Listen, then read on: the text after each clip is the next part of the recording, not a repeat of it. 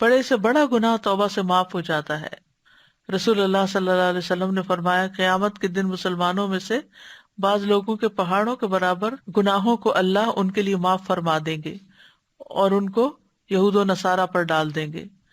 پھر زنا، چوری، شراب، ان سب گناہوں سے بھی توبہ قبول ہوتی ہے۔ شرک جیسا گناہ بھی معاف ہو جاتا ہے، قتل جیسا گناہ بھی معاف ہو جاتا ہے۔ مومنوں کو قتل کرنے والوں کو توبہ کی طرف بلایا گیا، 99 لوگوں کا قاتل بھی بخش دیا گیا۔ اس کا واقعہ کہانی جو ہے وہ کافی مشہور ہے۔ اسی طرح زنا کرنے والوں کو اور دیگر لوگوں کو بھی معاف کر دیا جائے گا جب ان پہ حد واجب ہو جائے یا وہ توبہ کر لیں۔ پھر اسی طرح چوری کی بھی معافی ہو سکتی ہے۔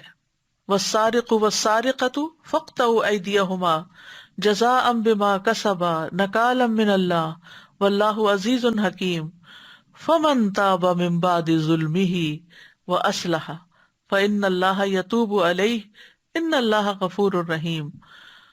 اور چور مرد اور چور عورت، بس ان دونوں کے ہاتھ کاٹ دو، یہ بدلہ ہے اس کا جو ان دونوں نے کمایا، اللہ کی طرف سے عبرتناک سزا ہے اور اللہ بہت زبردست خوب حکمت والا ہے۔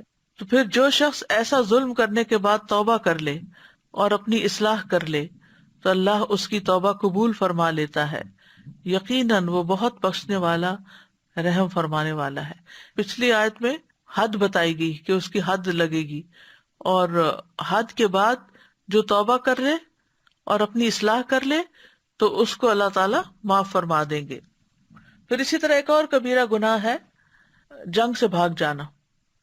تو نبی صلی اللہ علیہ وسلم نے فرمایا، جو شخص استغفر اللہ الذی لا الہ الا هو الحی القیوم واتوب الیہ کہے تو اس کے گناہ بخش دیے جاتے ہیں، اگرچہ اس نے کفار کے مقابلے سے بھاگنے کے عظیم گناہ کا ارتکاب کیوں نہ کیا ہو۔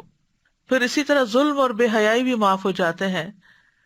آپ نے فرمایا، کوئی بندہ ایسا نہیں جو گناہ کرے پھر اچھی طرح وضو کر کے 2 رکعتیں ادا کرے، پھر استغفار کرے تو اللہ تعالیٰ اس کے گناہ معاف کر دیں گے۔